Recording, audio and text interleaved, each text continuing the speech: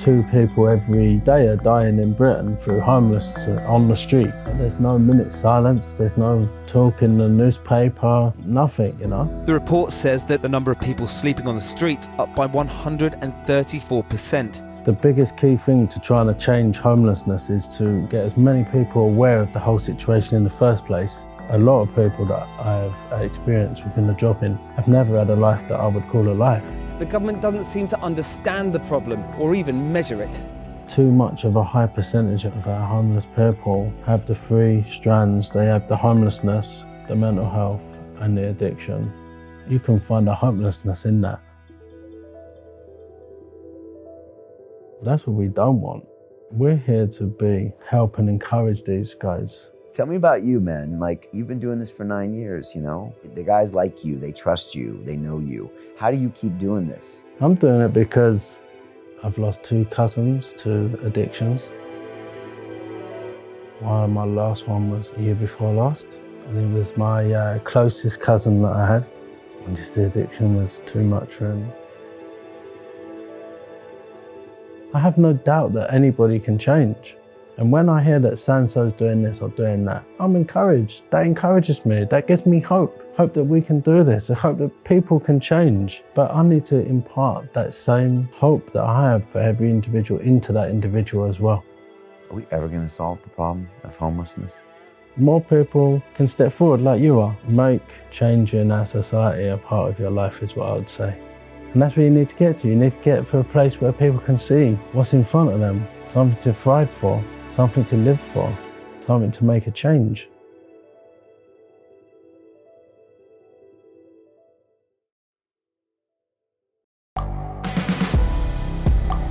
The world is changing. Inspiration is everywhere. It has never been so easy to connect, share, and bring people together. We're learning from others and finding the best in ourselves. Challenging our beliefs, sharing our vulnerability, overcoming our fears, transforming ourselves so we can transform the world. How far can we go? This is London Real. I am Brian Rose. My guest today is...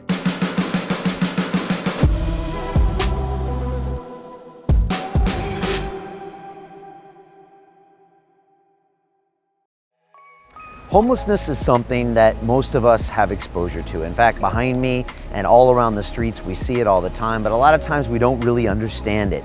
And maybe in the back of our mind, we think maybe they should get a job or stop drinking or stop being so lazy, when in fact, it's much more complicated than that. Luckily, we got the chance to go deeper and to try to understand this whole phenomenon of homelessness. And this year, we decided to take Thanksgiving celebration, which is a holiday in America where we cook a turkey and surround ourselves with friends and family. And we decided to cook for 100 homeless people here in London. The entire team of London Real and my wife Mariana did it with the SCT here in London, and that's the Spitalfields Crypt Trust. And they feed some 5,000 homeless people every year. And it was an incredible experience. And I got to meet a guy named Davidge. And he is the guy that's on the ground with these people. He gets involved in their personal lives. And he taught me so much about what actually goes on in the street. 83 to 90% of these people are addicted to alcohol or drugs. So many times there's been cases of childhood trauma. And there's a lot of dynamics going on here. And we really need to understand what's going on. And so myself and the team, we really got direct exposure to these people, and they were amazing. I heard their stories. There was a lot of hugs and some laughs and some crying. And hopefully this episode will help you understand this situation of homelessness and how you can be effective, how you can help, how you can contribute, and how we can help these people get their lives back on track. We're all really just a few steps away from being in this situation. So watch this episode and find out how you can help. This is London Real. I am Brian Rose. My guest today is Gary Davidge, manager for the homeless drop-in center of the Spitalfields Crypt Trust right here in Shoreditch, London. Every day, you work hands-on helping the homeless community, serving some 6,000 meals to over 500 people last year. In the past decade, you have introduced pre-abstinence groups and education programs, and in the next 5 years, you plan to launch specific programs for women and addiction recovery. Yesterday, myself and the entire team at London Real served Thanksgiving dinner with you to over 100 people at your drop-in center, with my wife pretty much doing all of the cooking. Gary, welcome to London Real. Thank you. Thanks for being here, man. First of all, massive thanks for yesterday, man. It was really an epic day for us, and I look to you and your whole team for making it all happen. So thank you. I appreciate that. I think we first spoke in our entire life about a week ago on the phone. That's right, yeah. Right? And so just to give people some background, I contacted you guys like about 8 days ago or 9 days ago and said, hey, how would you feel if we helped you put on a Thanksgiving meal? It's a big, important holiday for me, and my team will help out. And you guys have been doing this work since 1965. I've been living in Shoreditch since kind of 2009, and I always saw St. Leonard's Church, which is a big epic place here in Shoreditch if people don't know. And I always could see you guys were doing things there. I could see there was a drop-in center and kind of a halfway house where people could live, but I didn't know much about it. But I also knew there was a homeless community and there was a need. So reached out to you guys. At first, I don't know what you guys thought. Maybe I was a little crazy. But we met, and then we made it happen, and you passed all these flyers out, and yesterday the whole team went over, and we cooked and sat down and hung out and spoke with all of these people, and yeah, it was really eye-opening and really powerful for us. So thanks for that, man. No, that's great. No, for me on my side of it is that the biggest key thing to trying to change homelessness is to get as many people aware of the whole situation in the first place. And most people turn on their tellies and they see statistics, but the statistics don't cut it until you actually sit down with someone, hear a story and realise the situation. And so to have all of you guys come in is brilliant for me, because most people won't just walk in, but when they're in their comfort zone, they've got people that they know around them, people that they work with, they're doing it together. It's not so scary. And so you leading that with your team is what we need as many people as possible to be doing in order to change the whole view in society of why someone is homeless. And so all of your guys yesterday, apart from serving us and serving the homeless people and that, they got to experience some lives, that some of them that have been changed by the work that SC2 has done. Some of them, that's yet to happen, but we hope for that to happen in the future. But definitely for your guys, I hope that their life, their perspective has begun to change about their thoughts and feelings around homeless people. Yeah, very much so. One guy said that he sat and spoke for probably 20, 30 minutes with a guy who had lost a job on Monday and had been homeless since. And he just told everyone here, he said, you know, you're all 3 paychecks away from maybe being in a similar situation. And I heard a lot of stories from people there, you know, crazy stories, you know, people that had had big success and now were down on their luck or didn't have a place to sleep or were struggling with addiction. But once you sit down and talk to these people, they're normal people. They're just in difficult circumstances. And it's easy to ignore the homeless and to walk by them and to not look at them. So like this was our chance to kind of really start opening our eyes and having a relationship and trying to understand what's really going on, you know, as opposed to just thinking it's, I don't know, somebody who did something wrong or who doesn't understand what they should do, because there's a lot more going on here, right? Yeah, and I appreciate that it's scary as well, you know, like when you're walking down the street, you know, I mean, you can turn on your telly every night and they'll talk about a stabbing in London. You know, you hear about random stabbings. And our mindset that's put to us is almost that, like, there's people that are mentally ill, they end up on the street, and this is the person that does it. It's not always the case, but our mindset is still set in that way. And so I appreciate that when people walk down the street, it can be scary to have to, or to make that step to go and speak to someone. But like you experienced yesterday, these are normal people. You know, I'd say like if people have done things in their past, it's been when they've been younger. And a lot of these guys that we have in our drop-in are 35 plus, both men and women. And if they've done something wrong, they know they don't want to go down that road anymore because they just don't see the point in it. And actually most of them by this point, they're now broken people that need help to put their lives back together. And so, you know, the more that we can put that word out that people just need support and help. And it's the community that's got to change that, not just the homeless community, not just people that have been in that position in the past, and definitely not just people that have grown up with similar backgrounds. You know, that many of our people that are homeless just need inspiring to believe that they can do more. And until they start seeing other people like them that are inspiring them to do a bit more, it's going to be a struggle for them to believe that they can do it. But I've seen plenty of potential within many homeless people, and they can easily be someone that can inspire others, but they need to start believing for themselves as well. Yeah, I mean, I gave my speech up on the stage. First of all, I gave a horrible rendition of the Thanksgiving story with the Pilgrims going on the Plymouth Rock and the Native Americans, which I had to study on YouTube. But I did that, and I was explaining, I was talking to everybody at the table and telling them. But then I told about my story of struggling with addiction and an overdose, and how I moved to London to actually change my life. So London kind of saved me, and how I'd been clean from heroin for coming up on 17 years. And sober from alcohol almost 2 years. And then some of the guys came up to me afterwards. They were like, what? That's you, but look at you. Look at you. You couldn't have done that. And I was like, yeah, of course. But I was in a bad mindset around bad people, and I couldn't see a way out, you know. And so it was nice to talk to them about that, you know. Yeah, no, that's great. You could just see a lot of eyes open up. And something you told me when I went to visit the center before we went there is you said, Brian, people come in here and we pass out the croissants and the coffees and the teas and the meals. We're trying to start a conversation. And that can take months to build trust till you even get someone's name. But that's how maybe you get someone to talk about what's going on.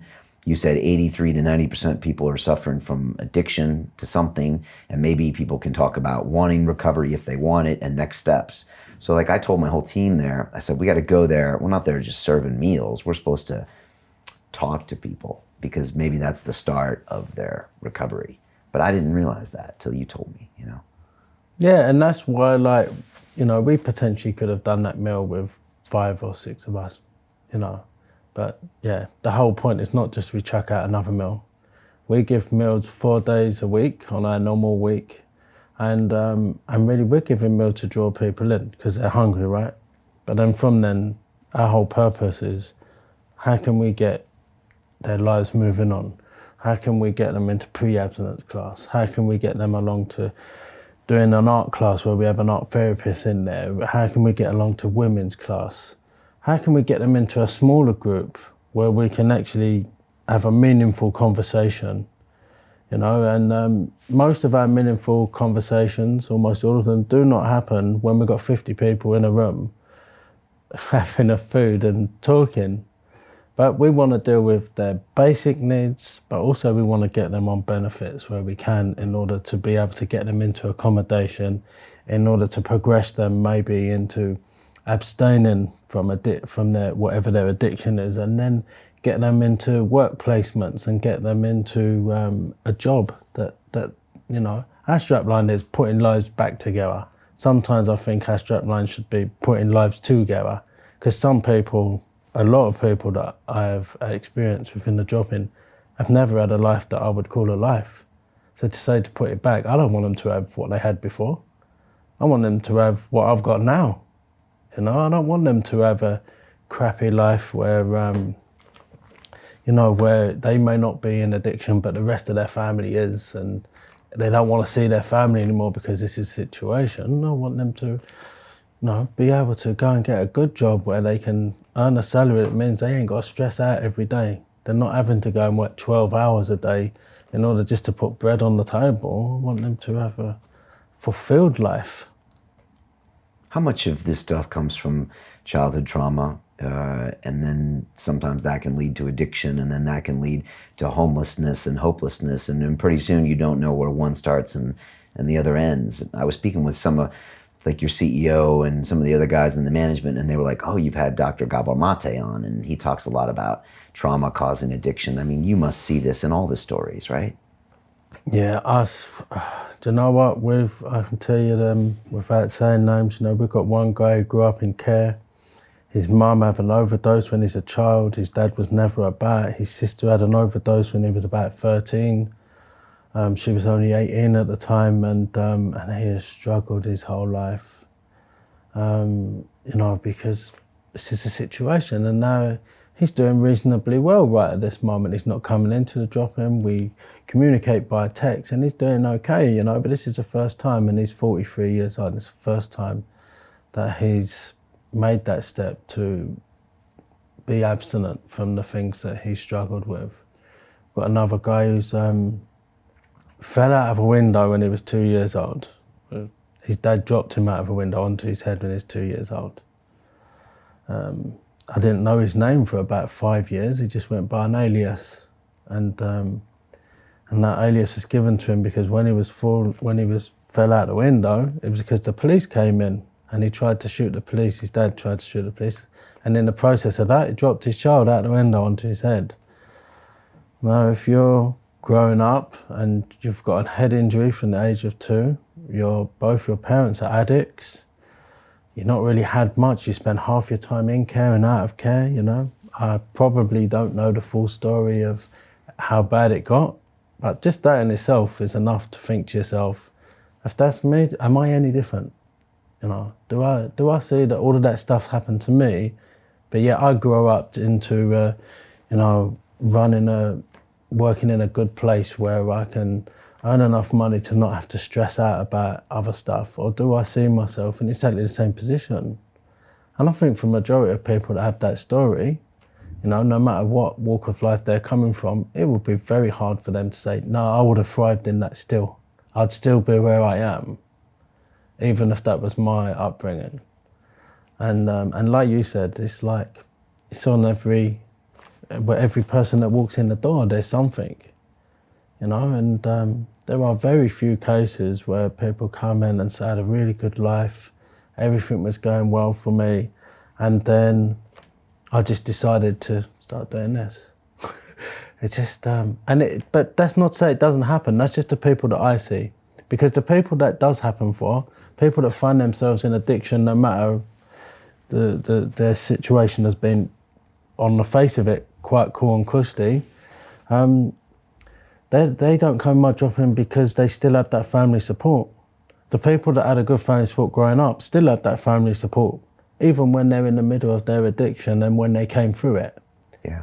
You know, so, and that's the big difference. For many of my guys, the reason why they never had that family support.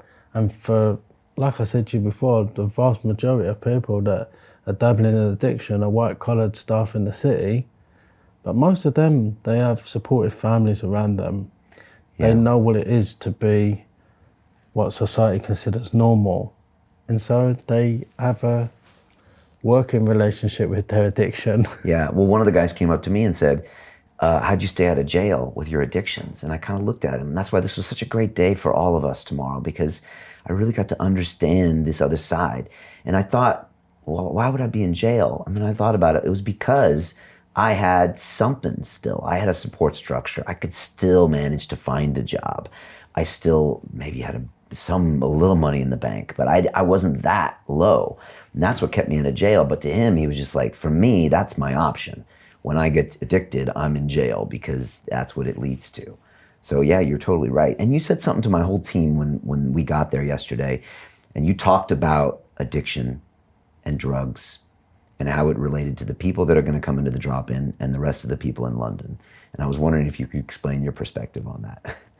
Do you mean when I said about the percentage of people on the street using drugs are the vast minority of people that are actually using drugs? Is that what you're talking about? Yeah. Well, first of all, what is the percentage of the people that are using drugs, and how does that play out? And then, yeah, what's that perspective about the rest of the population? Because It's a good perspective, or however you want to tell it. Yeah, so when I'm talking openly in a forum like that, I can talk openly about my own feelings around it, and I can tell you stuff that I've heard. When I talk on camera like that, I like to be a bit more like, this is where you can find this statistic and stuff like that. So if we talk about 83% of people on the street have some form of addiction, you can find that evidence on Homeless Link. They'll have a file there and it'll show you the percentage of people with addiction.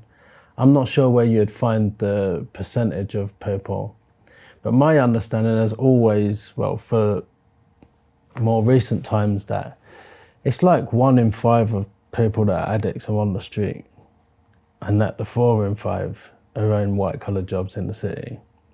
And that kind of makes sense if you think about it, because the £14 to buy 2 shots of crack and heroin is not sustaining a drug dealer. Is that what it costs? That's what it costs in Tower Hamlets at the moment. It's the cheapest place in Britain. Tower Hamlets. Yeah, so it's the cheapest place in Britain. Yeah, so Hackney is a bit more money, but not much more money for that.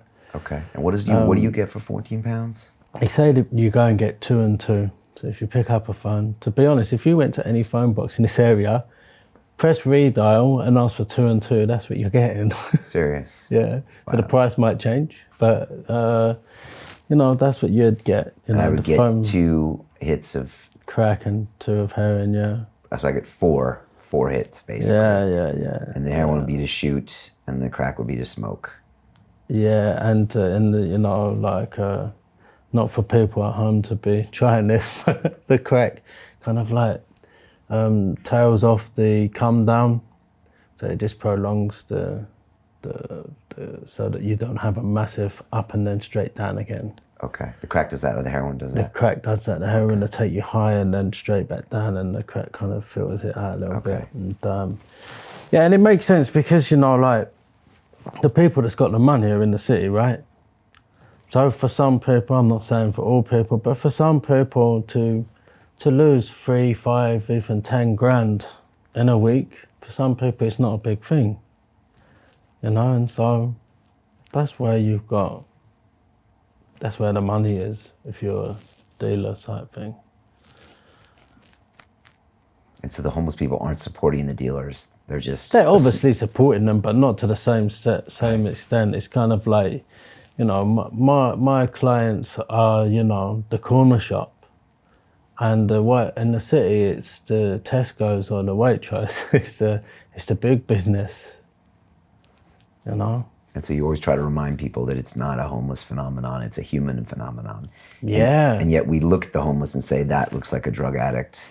Yeah. And point at them and they look like it, when in fact it's all around us. Even us sometimes. Yeah. And society doesn't accept this, you know. Like when we had Charles Kennedy, who was a Liberal Democrat leader a number of years ago, passed away due to alcohol abuse, mostly. You know, it was very sad, and people, oh, look how sad this is, and blah, blah, blah. But then when you hear 2 people every day are dying in Britain through homeless on the street, and, you know, just pass us by, you know, there's no minute silence, there's no talk in the newspaper, you know, nothing, you know. But, you know, if we was to find out tomorrow that, I don't know, one member of the royal family or politician has died of an overdose, again, it will be, oh, look how sad it is, and, you know. But, you know, if from this chair where I sit, you know, where I live and work amongst many homeless people, that's our daily event. That's twice a day, you know, and we don't see anyone saying anything, you know. But every few months, you know, we should all have a minute's silence for Joe Bloggs, who was a Hollywood star, or, you know. And I'm not at all suggesting that it's not sad. It is. It's flipping terrible, but no more terrible. No life is worth more than another person's life, you know? And yet we marginalize the homeless people. I think that we do. Why is that? I don't know, maybe fear. Maybe for the most cynical, maybe it's We think that they are less value. they've given up, or it's their fault sometimes. Is that the way people Definitely, look? that's the big one, isn't it? Self-inflicted. I think that's what people think. Oh, that person should just get a job. How do Yeah, you feel of when someone course. tells you that about one of your dropping people? Why don't they just get a job? Does it Yeah, make you mad? then I'm more than happy. If one of my corporates or someone wants to come, they should go and get a job. I say, yeah, great. Well, then when should they start? They'll be around on Monday. You want them to do a job? Give them a job then. Help them. Right, that's not the problem. Yeah, but I mean, like, all right, yeah, I say that tongue in cheek, but I mean, like, if we're getting people into recovery, if people are in Acorn House, they've done their time in Acorn House, they're in recovery now, maybe they're moving on to their move on houses and they're trying to plug back into society. Society needs more businesses, more bosses that are going to say, look, I'll take a chance on them. And let's see people like SCT, other charities that work with homeless and addicted people as well. Let's see how they can work together with these people. Maybe someone like SCT or other charities, they need to come in and say, if you're willing to take a chance with these people, then we'll come in once every month, once every 6 weeks, and we'll do a supervision with them that will maybe integrate something around their addiction. Because what does most bosses know about addiction? Some will, you'll know about it, but most bosses won't, So maybe that's something that needs to be looked into as we move forward as a strategy of making this happen, Get the people that know about these things to come and do their part, and also having people take a chance on someone that maybe has a long criminal record, Yeah. Let me finish with the drugs. What other drugs do you have to worry about these days? Because there's all sorts of other ones that come your way. Yeah, and each one can mess people up and put them in mental states that are hard for you to work with, right? Yeah, so there's a lot of synthetic drugs at the moment. So synthetic cannabinoids like spice, black mamba, and then you've got the crystal meth that in this area at the moment, they call it special. And whether it's purely crystal meth or not, I'm not 100% sure, but when they've done tests, I've known them to come back with cement in them and other sort of stuff as well. And you're like, putting cement in your veins is not gonna do you any good. And I'm not 100% sure at where the people are standing at the moment, but what I do know for a fact is that the synthetic drugs is definitely making people get psychosis a lot quicker. And some people are going to say they have it in them already, it just brings it on sooner. Other people say, no, it's just completely because of the synthetic drugs. I don't know where it is, but either one ain't good. So, yeah, so we're living in a time when people can make it in their kitchen, And does the homelessness cause the drugs, or does the drugs cause the homelessness? How does that cycle work? There's a combination of all three, really. So we have a lot of Eastern European guys, probably around 30 to 40% of our guys are Eastern European. And when they first came here, they came here for work. And they were working, they've lost their jobs, they find themselves on the street. I'm not saying they're never drunk, they did, but for them the idea is to have a couple of beers, to get their head down, to get a night's sleep, to go to work the next day if they can find it.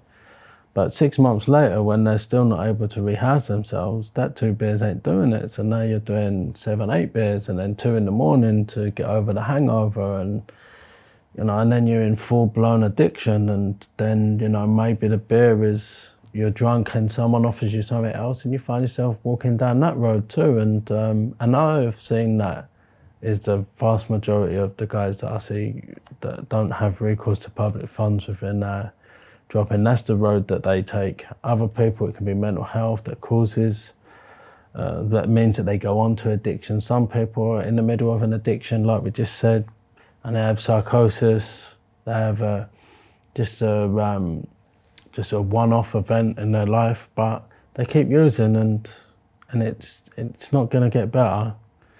And so there are many paths, but what we find is too much of a high percentage of our homeless people have the 3 strands. They have the homelessness, the mental health, and the addiction. And and that's a hard road to walk, even if you're got a good support, which most of them don't have. And that's the problem, is that every day your self-esteem goes down lower and lower and lower and lower. I mean, I can only imagine till where you probably don't even know where it is anymore, right? Yeah, of course. I mean, so say you're that guy from Eastern Europe, you came in, you had some work for a while, you got laid off, you're still looking for work, but you're having a few beers, maybe you lose your house, and now you're having more, and now 6 months later, you kind of given up on that, and now and then you do that another 6 months. I mean, how do you ever get your head back up? You got no social structure, nobody wants to talk to you, you're not proud of yourself, then no one wants to hire you, now you're addicted. I mean, that's hard to get out of, man. Yeah, and sometimes they have families. They want to see their families, but they don't want their families to see them the way that they are. Right. And so then they don't see their kids, and 10 years is gone. When they think about their kids, they're remembering a 4-year-old. Their kid's a 14-year-old feeling wrecked because their dad left them and never came back. You know? Yeah. A lot of But there is hope, Brian. I know there is. I know. There's hope. And I want to talk about the hope next. You know, there was a Bulgarian guy you had at the drop-in, I think, Yeah. the gypsy guy. And my wife's Bulgarian and my stepdaughter's Bulgarian. And I think you told her the story of him. He came over here and you were trying to get him work. But in Bulgaria, the gypsies are like a second class. And the guys here at the construction sites wouldn't help him. But he was helping yesterday, I think. He's always helping me. He was awesome. And Yeah. I think my wife got really emotional last night, and she was just almost in tears, just seeing that happen and seeing it on the front line, and just seeing this guy who's obviously trying really hard to work really hard, and yet just doesn't have the opportunities. And yeah, I don't know, she was like in tears last night, just to see that inequity and to see that cycle going to where it's just not going to be repaired. It's just it was hard for her to just see, you know, in the front line, but it was also really good, because this is the reality, you know? So there was already a good point of that day, you know, just so, and my daughter could see that too, you know, because in Bulgaria, they're just the gypsies, and the gypsies do their own thing. But now she's getting like, it's here, she's like, wow, this is just really an inequity, you know? So what is the solution? You guys are trying to start a conversation with these people. I know the SCT has all these setups, and I got shown around by your CEO, and you guys have a really smart program. I mean, you guys have really thought about this. You've got halfway houses and workshops and programs. So what is the light? Yeah, the light from my perspective is that we're looking forward now, and what we're trying to do is, so over the next 5 years, we would like to see maybe having 10 apartments, you know, not necessarily we'd own them, but, you know, we'd be able to put the most needy people into these apartments. Maybe they're in the middle of addiction, in the middle of mental health, but we give them their own space. You know, you put someone in a hostel, and what happens is you could have the crack dealer next door. It doesn't work. Hostel system doesn't work for the most difficult situations. But if we're able to then, it's called housing first, and that's what we're looking towards, developing something around that sort of model, where we give someone an apartment, give them the wraparound care, we start engaging them, and when they're ready, they start to make their steps. But giving them stability, you know, so that they ain't got to worry about the next door neighbour coming in and supplying them with any drugs. And, you know, if it ends up being women in that sort of situation, it's not going to be men next door that are going to pimp them out or anything like this. And, you know, and that's one solution that we're looking to try and develop over the next 5 years. And then the other one is we would love to have something like what you've seen in Acorn House, where we have 16 beds for men that are abstinent. We'd love to have something like that for women. Because right now, and that's your facility right there on Shoreditch High Street, that's right, yeah. And there's 16 places, but you have to be abstinent to be there. Abstinent. But it's men only. Men only. And it's got a really cool, like, community center on the ground floor. That's right, yeah. You can learn how to cook, you can learn IT services, you can do woodworking. Yeah.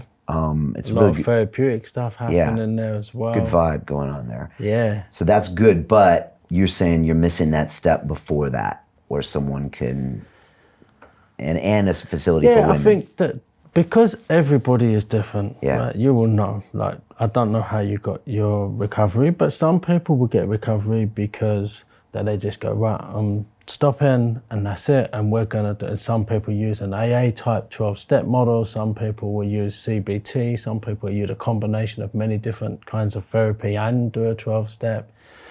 No, and so there's no one size fits all in recovery. So, and when we're talking about these apartments that someone would have, and we'd support them through housing benefit, and then, you know, we'd have to fundraise ourselves in order to provide that wraparound care. This is just another way of doing the same thing. This is a way maybe someone who does it, who just thinks rehab and abstinence is, I can't do it.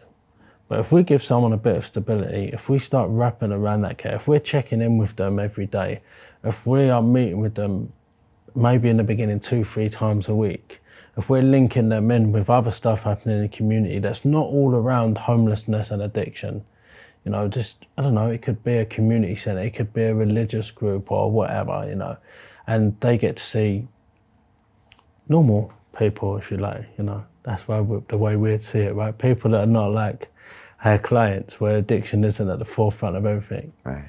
You know? That's important, right? I think that otherwise is they're just important. surrounded by addicts, addiction, people talking about addiction all the time. I mean, that could be a grind.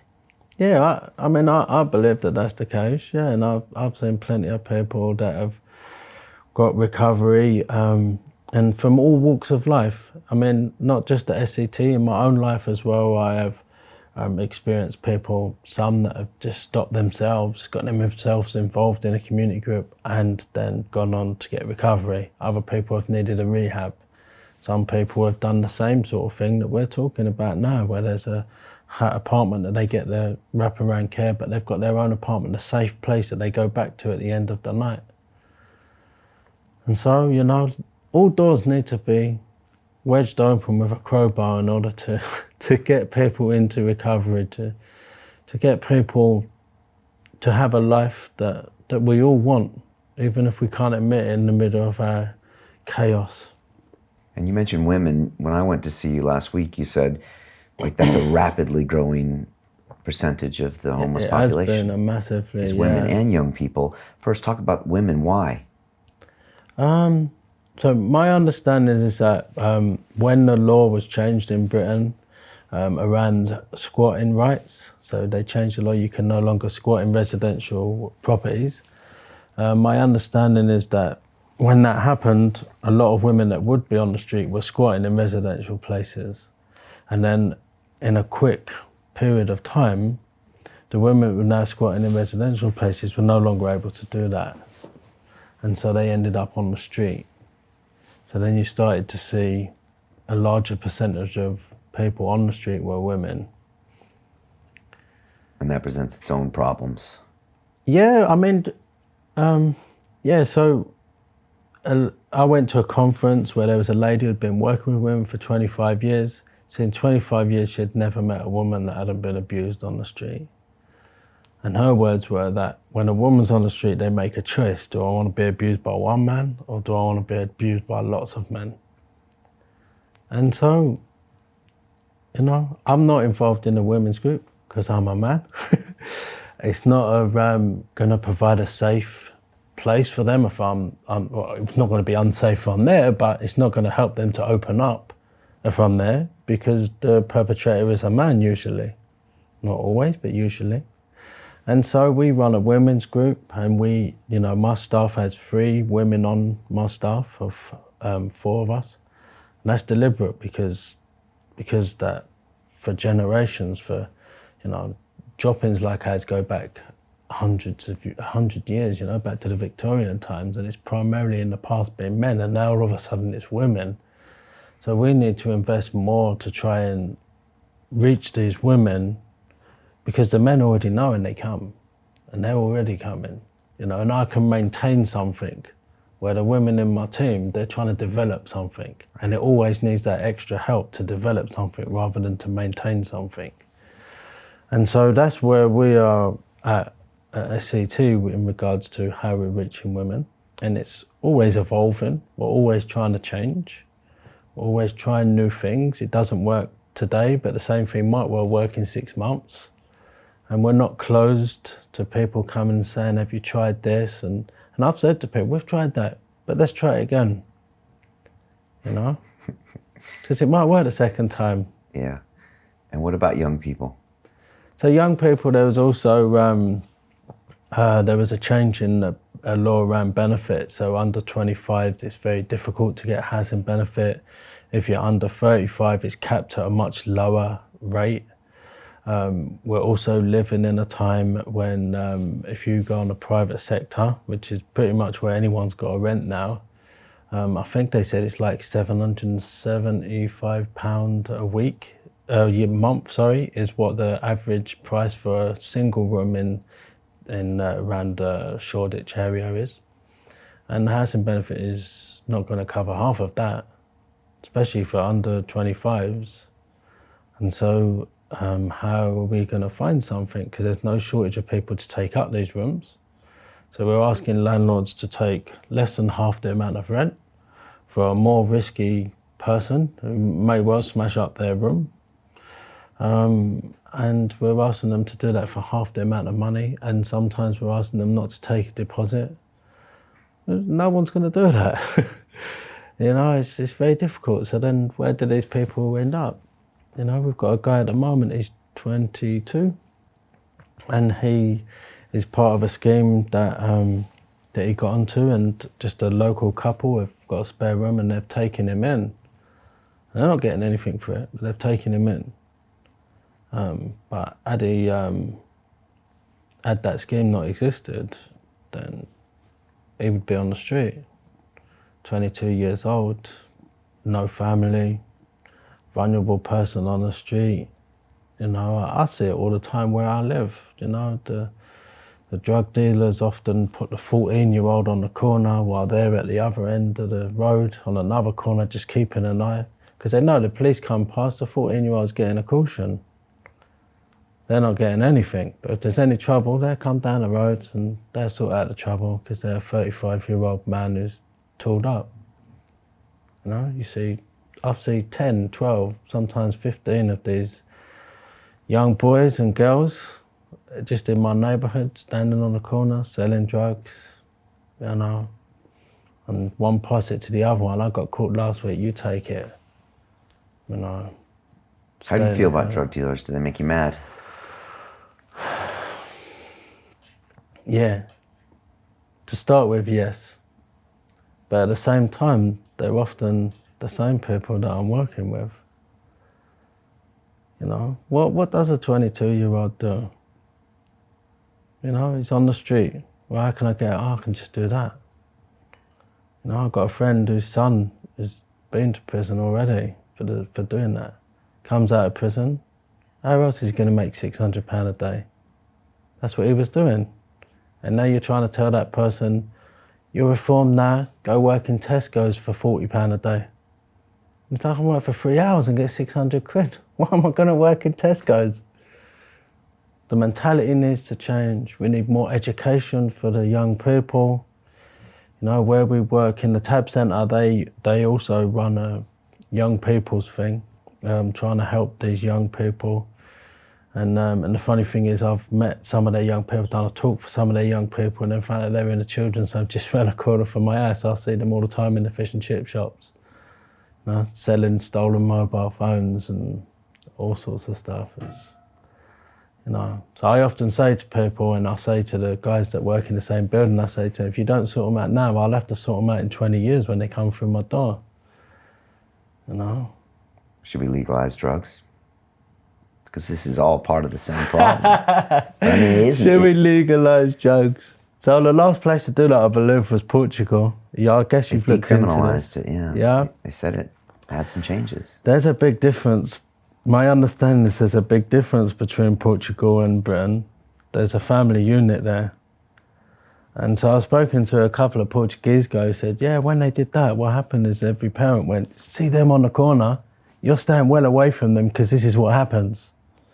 If you legalise drugs in this country, I believe what'll happen is there'll be no family unit in your urban areas that are going to tell them not to do this. It may work, it may not. You know, there's another scheme that was in the Wirral back in the early 90s, and that really worked, you know?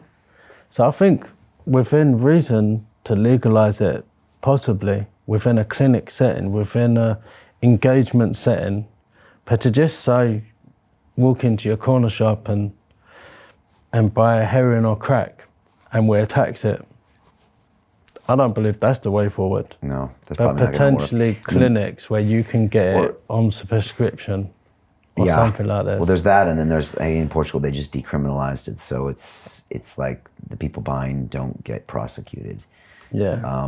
And then there's this whole thing where you have clinics where people can go in and shoot up. They do this in Scotland now. They just opened one where they give them pharmaceutical grade heroin, but you have to come in and shoot up there, and they can watch you there so you don't overdose. But there's a lot of people that think that's completely insane, that someone can come in and get free pharmaceutical grade drugs, but they don't see the knock-on HIV, all the other deaths that also not only cause death, but also mess up the NHS. So, you see all of this. Yeah, so what you said there is absolutely right. But in the sense that they think that it's crazy, right? They think that it's not right, that it's insane. But that's the reason. That is the whole thing is crazy and insane, right? Like, whatever word you want to use, but like, why would someone use drugs full well knowing that it's going to wreck their life? That's insanity, So when people are saying we shouldn't do that, that's not right, blah, blah, blah, I agree with them that it's not right and it's insanity. But at the same time, does it make it wrong from the position where we're standing right now? Because the position where we're standing right now is 2 people every day are dying on the street. I wouldn't be surprised if when they release the next quota of people, come next October time, that we're talking about that number being 2.5, 3 people dying every day for the year 19 to 20. Or I wouldn't be surprised. In my drop-in, I've seen 12 people die since June. And normally we would see 12 people die in a year, but we would see 8 to 10 of them people die from the end of October to the end of March. So if we've seen 12 just over the summer, then I fully expect that number to be 25, maybe more, come April, which is double what we've been seeing. So the whole thing is insane. Like nothing is right.